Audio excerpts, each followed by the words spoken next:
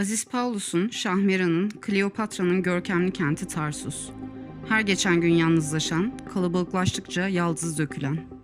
Kentin kalbinde 25 yıl önce açtığı kitap eviyle kültür adacığı kuran kitapçı İsmail. Akan çağlayan hayata kitapların ardından tanıklık eden, herkes uykudayken yola çıkan. Bir şehre her gece baştan başlıyor, her sabah veda ediyor. Kaderi tercihleriyle değişiyor ve antik sahafın hikayesi şimdi benimle en baştan başlıyor.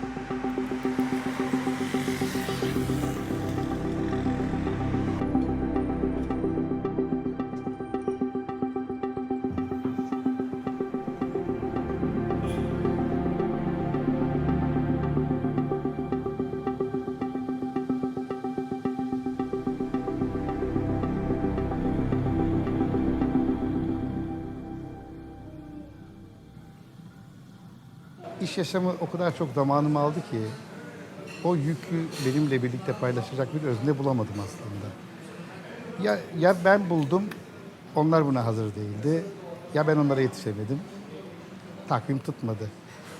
Yaş da bir yere gelince zaten herkesin dostu olmak daha kolaydı. Hayatımdan gidenlerin hep dostu olarak kaldım.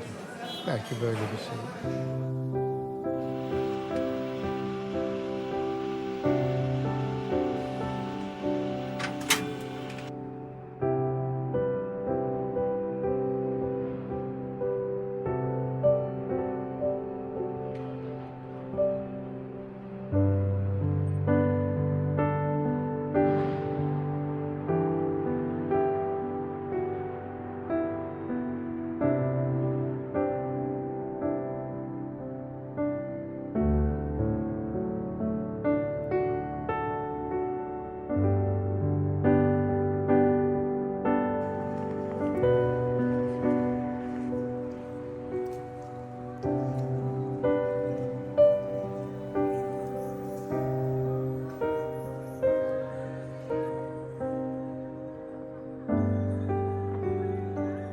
Kentin yerlilerinin işte eski Ermeniler, Araplar, sonradan Kürtlerle çok girift bir kültürü var.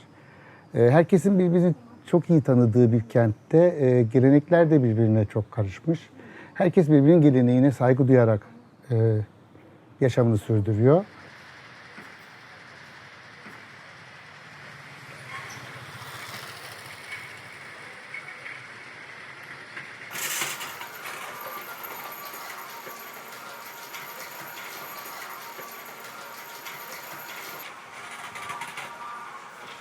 Sabah biraz erken kalkıyorum ben. Herkesin yeni uyuduğu saatlerde. İşte yalan çap bir kahvaltı. Sonra iniyorum. Kitap evine gelmeyi biraz geciktiriyorum. Bir saat falan yürüyorum. Çünkü yürürken insan çok güzel düşünüyor. Neler düşünmüyorum ki o sırada. Sabah gelir gelmez ilk işim kahvemi hazırlamak olur. Bilirsiniz kahve muhabbetin adıdır ve bu muhabbet ömrümüze yayılır. Israrla bizi dijitale sürükleyen bir akımla karşı karşıyayız. Bir fırtına esiyor o taraftan. Yeni nesil, genç nesil de cep telefonuyla hayata başlayan nesil dikdörtgenden görmediği hiçbir şeyi, o cam ekrandan görmediği hiçbir şeye bakmıyor bile. Biz kitapçılar bunun ayrıntına vararak önümüze yeni hedefler koymalıyız.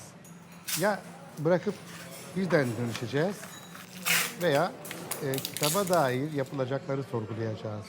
Ben kendimce sorguladım. Önümde yapmam gereken birkaç iş var. Bu şarkıyı gerçekten çok sevdik biz. İlk defa Cihan'la yaptık. Umarım beğenirsiniz. Sensizlik neler aldı, hayallerim Antik Sahaf'la hikayen nasıl başladı? Nasıl tanıştınız? 17 yıl önce geldim ben Tarsus'a.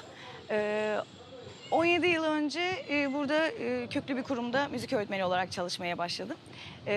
Dediler ki Yarenlik alanı diye bir yer varmış, trafiğe kapalı bir alan. Orada alışveriş yapmak için işte gezinirken böyle sanki beni kitap kokusu, hani çizgi filmlerde olur ya böyle dalgalanır. Onun gibi içine çekti Antik Sahaf. Kapıdan içeri girdiğimde zaten İsmail abinin o ne olursan ol gel felsefesiyle içeri girdim. İyi ki de girmiş oldum. Antik Sahaf Kitabevi neyi temsil ediyor sence? Neden Tarsus için önemli? Bizler için kesinlikle nefes, edebiyat, müzik, sanatın her dalı, güzel sohbet, Antik Sahaf her şeyimiz. Çok güzel. Tarsus için muhteşem bir kazanç. Ne sağlıyor böyle bir kitabevi olması bize veya çocuklara? Onlara sanat yoluyla birçok kazanım sağlayabiliyoruz. Aileleriyle gelip akşamleyin beni dinlediklerinde işte şunu duyuyorum sonradan ben. İşte şu şarkı çok güzeldi anne, açar mısın? Ya da diğer çocuklarla yaptığımız etkinliklerde mesela taş çorbasına paylaşmanın öneminden bahsetmiştik. Orada çocuk annesiyle birlikte çorba yapıp ya da işte geleneksel aşure yapıp herkesle paylaşmayı daha çok önemsemiş oluyor. Bunu sanatla ve edebiyatla, müzikle anlatmış oluyoruz, kazandırmış oluyoruz çocuklara. Antik Sahaf Kitabevi'ne bağımsız kitabevi diyoruz ama bağımsız kitabevi ne demek? Ne anlama geliyor? Arkasında kurum olan mağazalara zincir mağaza deniyor. Bizim arkamızda bir kurum yok. Sadece kendi işimiz var, kendi emeğimiz var, kendi sermayemiz var. Bağımsız kitapçı raflarına koyacağı kitabı kendi seçen, raflarını kendi dizayn eden, kimsenin müdahalesi olmadan bunu sergileyen bir kitapçıdır. Bunun dışında hangi yayın eviyle çalışacağına kendi karar veren, iş yerinde, kitabevinde hangi müziği dinleteceğine karar veren bir kitapçıdır bağımsız kitapçı. Ve bağımsız kitapçı da insanlar Ahmet Bey'dir, Mehmet Bey'dir, Fatma Hanım'dır. Ama zincir mağazalarda müşteri okur, müşteri birdir, müşteri ikidir. Bizim yaşatmak istediğimiz kültür okuruyla birlikte büyüyebilen bir bağımsız kitapçı fikridir. Yani antik sahaf zaten antik lafını düşünün. Önce Tarsus'un koruyucusu, hamisi anlamına da geliyor antik. Yani eski, eskil, öz Türkçe sözcükle antik, eskil anlamına geliyor. Eskil bir kitabevi. Kitabevi 34 metrekareydi. Fakat biz dediğim gibi evden getirdiğimiz kitaplarla kurmuştuk. O sıra yeni dostluklar edinmeye başladık. Anladık ki kitapçılık aslında dostluk yeriydi. Sahaflık da dostluğun kıymetini bilen bir yerdi. Geçmişteki kültüre sahip çıkacak. Onları yeni nesile aktarılmasını sağlayacak. Bu son derece önemli. Yani çok keyifli, çok güzel bir isim antik sahaf aynı zamanda. Şimdi ben Tarsus'la ilgili bilgi, belge toplamaya 1987 yılında öğretmenlikten istifa edip Tarsus Belediyesi'nde kültür müdürlüğüne başladıktan sonra bu işlere başladım. Ve Tarsus'la ilgili bilebildiğim kadarıyla 6 tane, sağlam 6 tane kitap yaptım. Hatta benim yakın tarihte Tarsus kitabımda da ön sözünde belirttiğim gibi eskiden çocukluğumda kütüphaneye çok girerdim. Kütüphanede de öyleydi. Aynı benim için halen bir kütüphane gibi antik sahaf. Çünkü yazarları kendi bünyesinde topluyor, çevresinde topluyor. Ben edebiyatla uğraşıyorum, yazıyorum. Evveliyatı biraz daha farklı tabii. Spor adamlığından geliyorum, antrenörlükten. Voleybol Federasyonu'nda bir dönem idarecilikten. Ama spor adamlığıyla beraber 95'ten beri de yazıyorum bir şeyler. İşte roman, hikaye, mektup. Sezgin Kaymaz bu. Okurlarına buluşmayı, etkileşimde olmayı çok sevdiğini biliyorum. Bizim Evet. yayın evindeyken de sürekli mektuplar yazardın, okurlarla buluşurduk, Hı hı. bir araya gelirdik. Bu bağlamda aslında kitap evlerini iyi biliyorsun diye düşünüyorum. Çok kitap evine gittik, çok kitap evinde etkinlik, söyleşi yaptık. Ne ifade ediyor kitap evinde olmak bir yazar için? Ayrı bir kıymeti var onun. Yani ne olursa olsun hani e, kitap evi o kitabın kapağı gibi, arka tanıtım yazısı gibi, hatta matbaası gibi o işin olmazsa olmazı. Anadolu'da birçok etkinlik yaptık seninle. Birçok Evet. imzaya, söyleşiye gittik. Birçok kitapçı gezdik. Geldiğimiz şehirlerden biri de Tarsus'tu. Bu 2. ya da 3. gelişin. Evet. Biraz Tarsus antik sahafla ilişkini merak ediyorum. Çok enteresan hani yani büyük şehirlerin geçerken de kitap alınabilecek mağazaları var. Öyle imkanları var ama böyle küçük yerlerin öyle imkanları yok. Bilirsen ancak gidip alabiliyorsun. Ve ben antik sahafta şunu gördüm. İsmail gerçekten bir hizmet veriyor. Bu tarz kitapçılar gerçekten hizmet veriyor. Yani ben ne okuyayım dediğin zaman sana bir cevabı var. Senin edebi tarzını biliyor, okuma ahlakını biliyor, nelerden hoşlandığını biliyor. Öbürü öyle değil. Yani bulursan oradan o kitabı alıyorsun veya bir şey söylüyorsun. Bir dakika bilgisayara bakayım abi diyor. Tamam. Ben şeye benzetiyorum, hem sahaf isminden de yola çıkarak. 80'de Ankara'da Zafer Çarşısı'nda bir sahaf vardı. Hı hı. Çok merak ederdim. Yani inanın kitapların arasından yürüyemezdiniz. Raflar dolmuş, ortaya yığmış böyle, kütükleme yığmış. Yanında bir blok daha var, böyle bir şehir yerleşim planı gibi. Aradan böyle devirmemek için gerçekten yan yan geçerdiniz. Ve adama diyelim hipnozla ilgili bir kitap sordum. Alakasız bir şey. Şu rafta bak görüyor musun beyaz olan derdiniz. Yerine kadar, yazarına kadar, yazarın hayatına kadar söylerdi. Bu böyle bir şey aslında. Kitapçılık böyle bir şey olmalı. Böyle bir kültür olmalı. Yani yoksa ben Ülker bisküvi, eti bisküvi bilmem ne satan, kola satan bir marketten öteye gidemem ki. Öyle bir varlık olur bence. Tabii. Yani gel işte kitaplar orada. Raftan ne beğeniyorsan al git abi. Böyle bir varlığa dönüşürüm. Senin hep söylediğin bir şey vardır. Kitap evi örneği böyleyse yayın evi de düğün davetiyesi basan yer haline gelir. İsmail Kü'nün şahsında ve orada çalışanların şahsında çok güzel bir çevre yapmışlar. Yani o şöyle bir şeyi çok görmezsiniz mesela Ankara'daki büyük yayın kitap evlerinde. Ben şu konuya meraklıyım, hangi yazarı öneriyorsun diye sormaz. Orada çalışana, kasadakine veya oranın sahibine. Okur sormaz onu. Araştırmasını yapar gelir. Ama antik sahafta böyle bir şey var. Ben ne okusam sence falan. Sen beni tanıyorsun çünkü ben de seni tanıyorum. Ve senin beni tanıdığını biliyorum. O zaman bana göre kitap önerebilir. Hatta hiç sormadan İsmail yani antik sahafın sahiplerinden biri o diyebiliyor ki bak senin için şu kitap geldi. Mutlaka onu ona ulaştırıyor. Çok sıcak bir havası var. İşte çayını içiyorsun, kitabını alıp okuyorsun. Evet küçük ama bence işlevi çoğu büyük şehirdeki büyük kitap evlerinden, satış mağazalarından daha büyük. Çünkü ulaşıyor. Direkt ruhuna, kalbine ulaşıyor okur. Beynine ulaşıyor. Sen okurla birçok farklı şekillerde bir araya geliyorsun. Zincir mağazalarda da imzalara, Evet. söyleşilere katılıyorsun. Anadolu'da, bağımsız kitapçılarda da, okuma kulüplerinde de. Biraz okur kitlesi farkını hiç hissediyor musun? Mesela zincir mağazaya gelen okurla buraya gelen okur arasında bir fark hissettin mi hiç yazar Burada olarak? daha büyük bir samimiyet var. Yani burada hani zincir mağazada okur parantez içinde de müşteri olarak oluyor. Ama bu antik sahafa geldiği zaman iş değişiyor. Biraz arkadaş gibi, aileden biri gibi. Hani bir camia, küçük bir okuma camiası. Kime efendim? Ben Sana. Senin ismini de bilirsen hiç.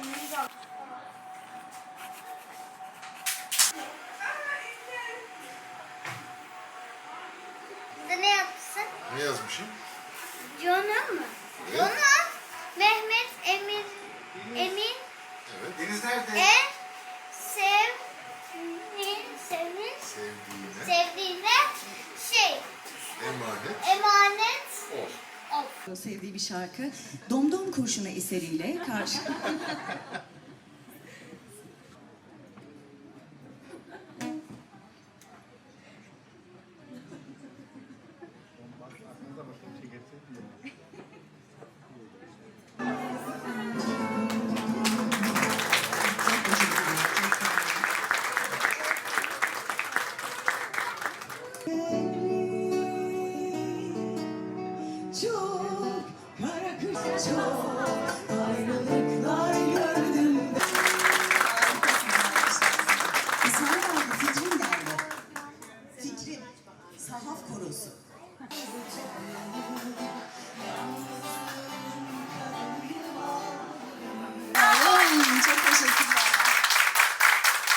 Herkesin kalbinde kimse. Neler görüyorsunuz? Öyle olmalı. Öyle oldu. Doğduğum üzere.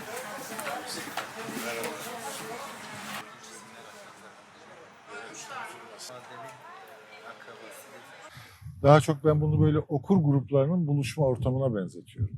Oturuyor, sohbet ediyor, şakalaşıyor. Kitabı seçerken o onun işine karışıyor, yardımcı oluyor, ona itiraz ediyor falan. Bunu ben önceki geldiğimde de gözlemlemiştim. O zaman da söylemiştim. Hoş. Peki Antik Sahaf olmasa ne olurdu hayatımızdan yayıncı olarak, yazar olarak ne eksilirdi? Yani bence büyük şehirleşirdi Tarsus. Kendisi küçük bir kasaba olduğu halde, ilçe olduğu halde. Büyük şehirleşirdi ve internetten araştırıp bulup ne okuyacaksa muhtemelen sipariş ederdi. Belki denk geldiği bir kitap mağazasına uğrar, sorardı orada şu var mı diye. Antik Sahaf bir boşluk dolduruyor. Yani 7 yıl önce söylediğimden daha iddialısını şu anda söyleyebiliyorum. Bugün biraz daha farklı. Daha gelişkin, daha böyle sıcak gördüm çünkü. O çizgisini hiç bozmaması çok güzel. Sen tabii edebiyatında kent kültürü, kentlilik çok baskın aslında. Onun için kent kültürü ve kitap evi bağlamında da birkaç bir şey söylemeni istiyorum. Ankara'daki kitap evlerini de biliyorsun. Farklı şehirlerde de kitap evleri gezdik. Kitap evlerinin kent kültürüne nasıl bir katkısı var? Yani şunu görüyorum. Yavaş yavaş fonksiyonelleşmeye çalışıyor kitap evleri. Sadece raf, yazar kasa ve fiş değil. Tezgahtar değil. Aynı zamanda o kitaplara hakim olan bir çalışan grubu ve gelenin vakit geçirebileceği ortamlar yaratmaya çalışıyorlar. Bunu görüyorum. 4 kardeşin bir tanesinin oğluyum ben. Ben 4. kuşağım rahmetli amcamdan sonra. Şu an tezgahtaki de oğlum, o da 5. kuşak. Bu sene de 105. yılımız. Aynı mekanda. Hesabın da 105 yıldan daha ileriye gideceğine inanıyorum. Çünkü kuruluş aşamasını ben biliyorum. Ne zorluklarla açtıklarını, insanlara kitapları sevdirmek için neler yaptıklarını ve hala yaptıklarını çok iyi biliyorum. O yüzden onların da böyle bir yol kat edeceğine eminim. Antik Sahaf neden önemli Tarsus için? Antik Sahaf neden önemli? Kitap konusunda önemli. Tarsus'ta kitapçımız yoktu bizim. Sadece kırtasiyelerde satılan 1-2 tane kitap vardı. Ama tam anlamıyla sahaf değildi hiçbirisi de. Antik Sahaf onun için önemli. İstediğiniz kitabı buluyorsunuz. Bulmasanız da birkaç gün sonra tedarik ediyor, size getiriyor. O yüzden. Ve kitap okumanın değerini herkese anlatmaya çalışıyoruz. Antik Sahaf'la beraber. Onu da İsmail çok iyi yapıyor. Peki Evet. Antik Sahaf'ın şehre ne faydası var? Size ne faydası Antik var? Sahaf'ın şehre faydası var. Mesela imza günleri düzenliyor. İnsanların kitap okumasını sağlıyor. Ayrıyeten kendi çapında minik minik yiyecek şeyler hazırlayıp akşam tek kişilik konserler veriyor. Çok güzel imza günde sohbetler oluyor. Ve bunların insanlar daha önce bunların hiçbirisini bilmiyordu. Adana'da, Mersin'de oluyordu, gitmiyordu kitap fuarlarına falan. İsmail Bey tek başına fuarcılığı da üstlendi. Evet. Sizin İsmail Bey'le tanışıklığınız ne kadar? İsmail'le tanışkınlığımız çocukluğumuzdan diyebilirim. Yani babası karşımızda esnaftı zaten. Daha sonra abisiyle beraber biz bir gene kırtasiye işi falan yapmıştık. Ama yani aile olarak, sülale olarak İsmail'i ve Kün sülalesini 100 yıldır tanırız. Evet. Siz Antik Sahaf'a arada gidiyor musunuz? Çocuklar gidiyor mu? Antik Sahaf'a kızım, oğlum sık gider. Daha doğrusu hanımım da sık gider. Ben vallahi yalan söylemeyeyim. Ben pek gidemiyorum işinden dolayı. İstediğim kitabı telefonla getiriyorum ben. Evet. Eve servis yani. Aynen. İsmail'le yıllardır süren tanışıklık tabii kent kültürüne katkı sağlayabilmek için çeşitli projeleri dönüşüyor. Biraz bahseder misin? Neler kurguluyorsun? İsmail'in uzun süredir hayalini kurduğu bir şey vardı. İçerisinde şarap içilebilen kütüphane. Şimdi biz onu İsmail'le beraber hayata geçireceğiz. Kentin her noktasında insanların elinin değebileceği her yerinde kitabın kahraman olmasını istiyorum. Öyle olmalı ki insan nereye baksa, nereye gitse, ne hissetse kitapla hissetsin, kitapla baksın istiyorum. Biz kitap evinde tanıştık Çiğdem'le. Benim kendime ait bir ikinci el kitap ağırlıkla alıp sattığım bir kitap evi vardı. Eskiciydi adım. 16-17 sene önce. Çiğdem bir gün oraya gelmişti. Orada tanıştık. Evlendik. Hatta bu Antik Sahaf'la birlikte hareket etme döneminde tabii ki onun da çok istekliydi. Bayağı hoşuna gitti fikir. İşte kitap evinin büyütülmesi, İsmail abiyle birlikte biraz daha kafeyi de geliştirerek bu işte birlikte yürümek Çiğdem'in de çok sevdiği, onay verdiği bir şeydi. Deniz zaten burada olmaktan, oğlumun adı Deniz, burada olmaktan gayet mutlu. Ara sıra fırlamalık yapıyor, kaçıyor ama burayı çok seviyor. Peki ticari yönden nasıl gidiyor işler? Hem buranın ortağı olarak soruyorum hem de senin kendi aile hayatın bakımından soruyorum. Önceki mesleklerine karşılaştırınca kitapçılık neler getirdi sana? Ya kitapçılık, ya benim hayatımda ekonomik anlamda her zaman aslında şeydi. Zorlu, şöyle ki zorlu, sürekli bir mücadele gerektiriyor. Hangi işi yaparsam yapayım, organizasyon da olsa, kitapçılık da olsa mutlaka bir üretim ihtiyacı duyan meslekler. Yani bizim burada biz oturduğumuz yerde kitap satmıyoruz. Dışarıdan öyle görülebilir. Ya işte geliyor müşteri kitap alıyor, gidiyor. Ne güzel, rahat iş. Öyle bir şey yok. Biz sürekli bir üretim halindeyiz. İnsanlara kitap anlatmak dışında e, sürekli bir habire bir proje geliştirip bu projeyle insanlara gitme, ulaşma, onları kitapla buluşturma gibi bir görevimiz var. Şimdi bizim Tarsus çok büyük, çok tarihi bir yer. Ama ben konuşurken hep kent derim Tarsus'a. İşte bu kentte yaşıyorum, bu kentteyim. Böyle inatla o kent lafını araya sıkıştırmaya çalışırım. Bunun bir nedeni aslında Tarsus çok büyük ama kent değil. Tarsus'ta o kentli kültürü, o nefes alabileceğimiz alan. Herhalde bir antik sahaf var. Bir ikincisi burada hakkını yer miyim insanların bilmiyorum. Yiyorsam da yiyorumdur yani. Ama maalesef başka yok. O yüzden antik sahaf bizim için o kentin, o kentli yapısını oluşturmak ya da korumak için çok önemli. Kendimizi geliştirdiğimiz, ben de dahil çocukluğumdan itibaren antik sahafımız vardı. Dolayısıyla o hınçla sahip çıktık antik sahafa. Yani ben oranın çalışanı değilim. Müşterisi miyim? Tam müşteri de sayılmıyorum aslında. Ortak mıyım? Ama ortak da ol gibiyim. Ki ben tek değilim. Yani bu bana özgü ya da benle İsmail abinin ilişkisine özgü bir şey değil. Yüzlerce adam var böyle. Sahafın çalışanı mı, ortağı mı, müşterisi mi, nesi belli değil. Sahaf bu açıdan önemli. Öbür noktadan bakarsak bizim beslenmek için yani tiyatroyu ayakta tutmak için gerek oyuncu gerek seyirci açısından ayakta tutmak için o kentliye ihtiyacımız var. Yani bizim o kültürü almış, biraz kitap karıştırmış, biraz bir şeyler kendini bir atmaya çalışan insana ihtiyacımız var. Tarsus'ta da bu iki şekilde oluyor. Buradaki gençler ya gidiyor, geri gelmiyor ya da okuyor, ediyor, başka bir noktaya bakıyor. O açıdan sahaf çok besleyicidir bizim için. Hem kursiyer hem oyuncu hem seyirci açısından. Kitapçının raflarına baktığımda aslında çok fazla oyun metni gördüm. Tiyatronun en önemli eserlerini gördüm. Biyografiler çok yoğunlukta. Aktörlerin, aktrislerin hayatlarına dair aslında çok da bulunmayan kitaplar var antik sahafta. Bu kitapların oluşturulması, o kitaplığın oluşturulmasında ne kadar katkın var? Ya şöyle, rafları iki tahtayı birbirine çakmaktan tutun. Abi şöyle bir kitap var bak bunu mutlaka getir buraya. Kimse almazsa ben alırıma kadar. Aslında kendimi bu işin ortağı sayabilirim. Antik sahafın ortağıyım diyebilirim bu açıdan. Onun yanında da şeyin de çok önemi var tabii. İsmail abinin ufkunun mesela kesinlikle benden daha geniştir. Ben tiyatrocuyum, tarihle ilgilenirim, siyasette ilgilenirim, ekonomiyle. Bunlar benim ilgi alanıma girer.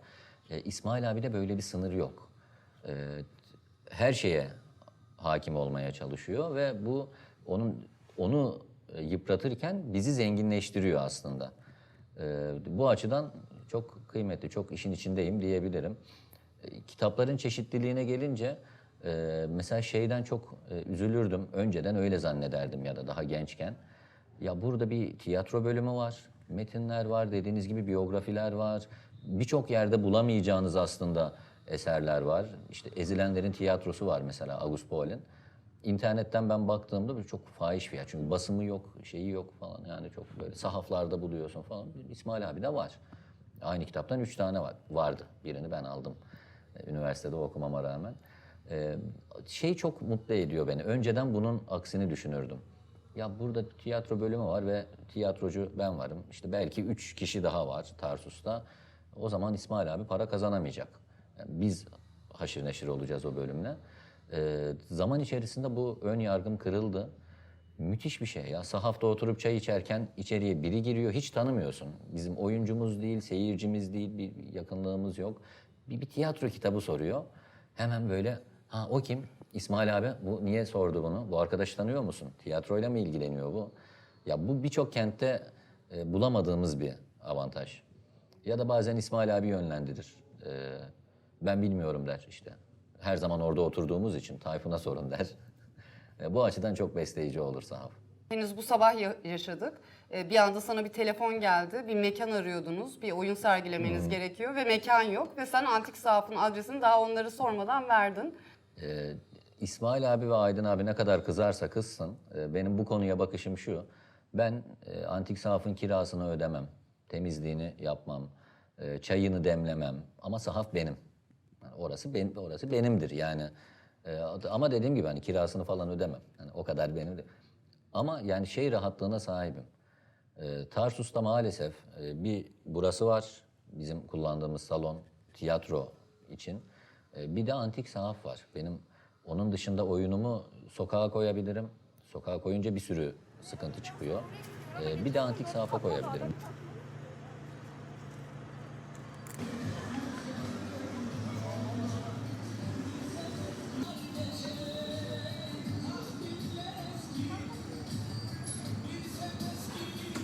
Bir 20 yıl öncesine kadar bir kent kültürü vardı burada. Ama artık o göçlerle bu kültür de ortadan kalktı. İşte Antik Sahaf'ta olsa da olmasa da, öyle bir kültür varsa da yoksa da bir şekilde kendi kültürünü yaratmaya çalışıyor. Taşra'da, küçük bir yerde bunu yapmaya çalışıyor, yapıyor da diye düşünüyorum. Kitabevini bilmeyen birçok kenar mahallede yaşayan, o kırsal kesimde yaşayan çocuklar var. Kitabı bilmiyorlar. Bırakın Antik Sahaf'ı, kitapçıyı bilmiyorlar. Biz onlara ulaşmaya çalışıyoruz. Onlara kitap götürüyoruz, gönderiyoruz. Okullarda kitaplık kuruyoruz, kütüphane kuruyoruz gibi şeyler yaparak kitapla onları buluşturmaya çalışıyoruz. Antik Sahaf'ı anlatmaya çalışıyoruz. 25 yıldır neredeyse, yaklaşık 25 yıl hemen hemen her şey kültür sanat alanında, edebiyat deyince Tarsus'ta yapılan her işte Antik Sahaf'ın imzası vardı. Yani gençlik günlerinden tutun da tiyatro organizasyonlarına, imza günlerine kadar, konserlere kadar direkt Antik Sahaf olmasa bile işte benim yaptığım işlerde dahi birlikte yapıyorduk. Biletlerimizi satıyordu, organizasyonlarda bir şekilde içindeydi. Buraya gelen sanatçılar, yazarlar vesaireler, bunların hepsini aslında Antik Sahaf yaptı. Bir şekilde işin içindeydi. Daha ne olabilir ki? 1977 yılında yerel gazeteciliğe başladım. Tarsus'ta Yeni Ses gazetesine. Daha sonra şu anda Ekspres gazetesine devam ediyorum. Tabii bu süreçte Akkoza, Akdeniz gibi gazetelerde çalıştım. Tarsus Sesi gazetesinde çalıştım. Yani sürekli çalıştığım 5 gazete oldu. Ulusal gazetelerde Tarsus muhabirliği yaptım. Şu an hiçbirini yapmıyor, hepsini bıraktık. Yine gazetelerde yazılarımız çıkıyor. Yerel gazeteciliğe de Tarsus Ekspres'te devam ediyorum. Şu an 400 bin nüfuslu bir şehirde yaşıyoruz ve ben 1977'den beri bu mesleğin içindeyim. Zaman zaman da İsmail Bey'in yazarlarını takip ediyoruz veya şairlerimiz geliyor. Bunlar Tarsus'a geldiği zaman örneğin imza gününde Tarsuslar görmedikleri yazar, şair gibi böyle edebiyatçı, sanatçı arkadaşlarımızı görme, tanıma, tanışma, imzasını alma, kitabını imzalatma ve sohbet etme imkanı buluyor. Bu yazarın sadece Tarsus'a gelmesiyle bitmiyor. Bunlar gittiği zaman Tarsus'taki anılarını, Tarsus'taki gördükleri güzel ortamı anlatarak bir nevi bizim gönüllü rehberliğimizi, reklam tanıtımımızı yapıyor. Bizim tanıtım yüzümüz oluyor. O zaman da geldiğimde sabah kahvaltısı edemedim. İsmail şurada çok meşhur bir lokantamız var, oraya gidelim dedi. Yenikent lokantasına gittik, kapalıydı. 24 saat açık diye de hava ata götürdü beni. Aslında açık. Kapalıydı o saat. Niye kapalıydı bilmiyorum. Önündeki sehpalarda oturduk, hani burada manzara, havuz manzarası güzel falan derler de gidersiniz, havuz boştur ya. Birkaç tane kurbağa hopluyordur. Ondan sonra 69 derece sıcaklıkta bana bir Tarsus turu yaptırdı. İşte burada şu var, burada yol var, burası eski Rum evleri falan. Değil mi? Zaman kazanmaya çalışıyoruz. Tabii hikayeler her zaman. Sonra hala aç mısın diye sormadı. Git benim evde yat biraz dinlen dedi. İşte ben bu samimiyeti seviyorum. Tarsus ile ilgili aradığınız her konuda kitabı, yayını Antik Sahaf'ta bulabilirsiniz. Ya örneğin Tarsus basın tarihi. Bizim daha önceden mesela Uğur Pişmanlık adlı bir gazeteci arkadaşlarımızla hazırladığımız 2008 yılında basılan Tarsus basın tarihi diye bir kitap var. İlk biz yayınladık onu, bir daha da yayınlanmadı. İnşallah ileriki aylarda onun ikinci baskısını ve 2008'den bu yana çıkan gazeteleri de ekleyeceğiz. Bu kitabı bulabilirsiniz. Veya örneğin diyelim bir eski Kül dergisi olsun, Düşün dergisi olsun, Aratos dergisi olsun, Tarsus'la ilgili. Veya burada mesela Çamlı Yayla'dan Namrun Yayla Anıları diye bir kitap var gibi. Bunun gibi veya Tarsus'un yemek kültürü gibi her türlü kitabı, Tarsus'u tanıtan kitap, dergi gibi aktivite, yani böyle yayınları Antik Sahaf'ta bulabilirsiniz. Tarsus'ta ilgili kitapları yayınlamak isteyen insanlar şu anda fırsat bulamıyorlar. O yüzden İsmail kardeşimiz Antik Sahaf bu konuda bir boşluğu doldurmuş olabilir diye düşünüyorum.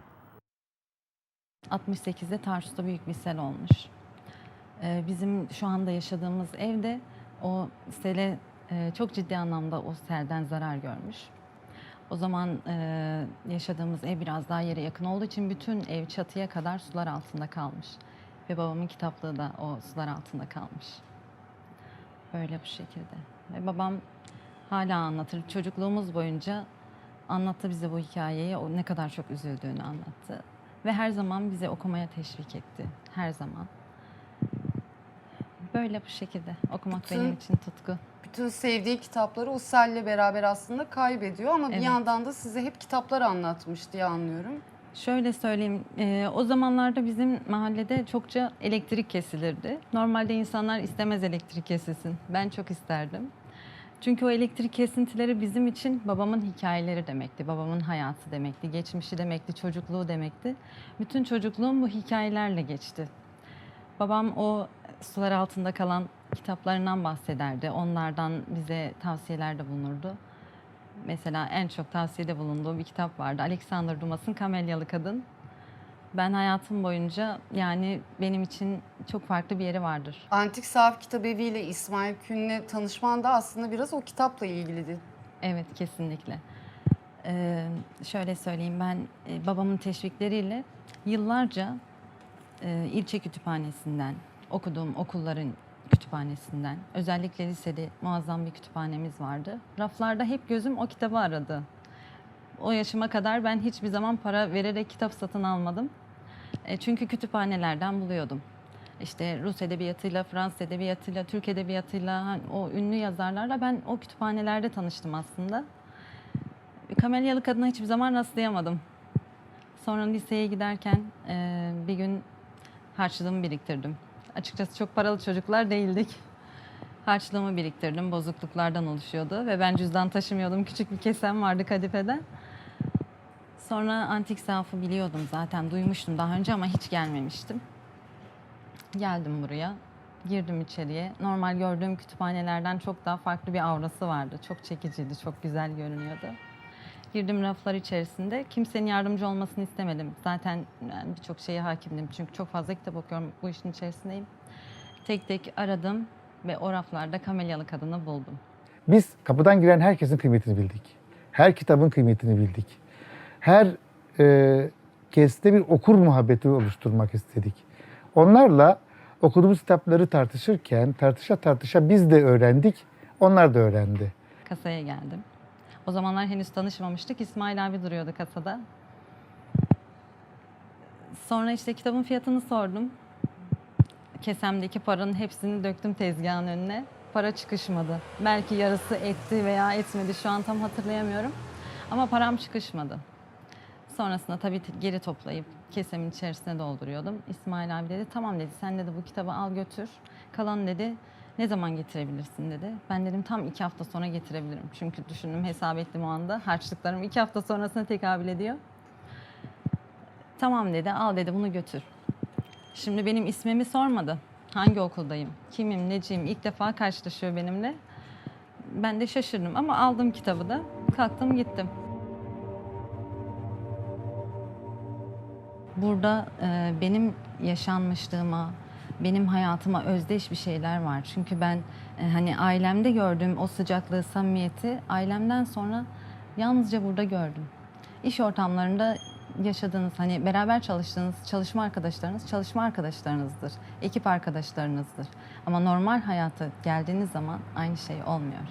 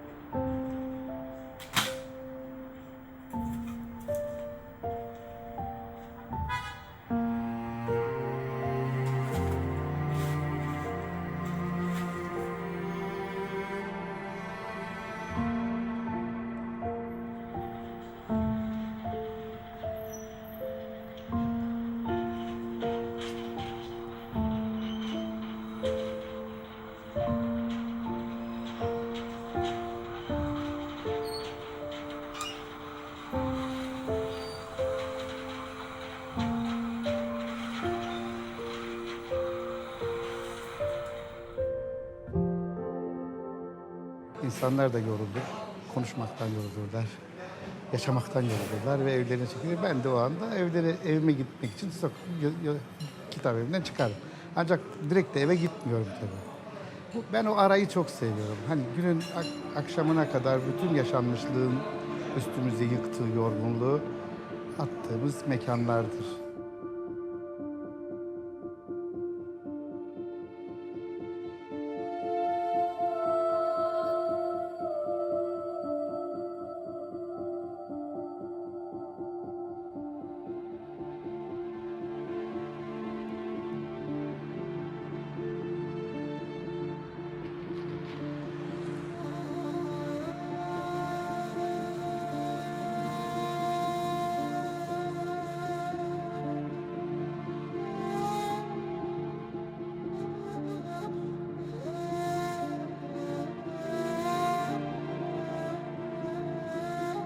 Kent İsmail'i kucaklıyor, kusuyor, öğütüyor, övüyor. Kitabevi hayatları değiştiriyor, yüzleştiriyor, ters yüz ediyor, yola sokuyor. Kurduğu adacığın tek yerlisi, gönüllü sürgünü, zorunlu vatandaşı, kaderinin tutsağı kitapçı İsmail. Antik Sahaf Kitabevi, evet bugün de okurlarını bekliyor.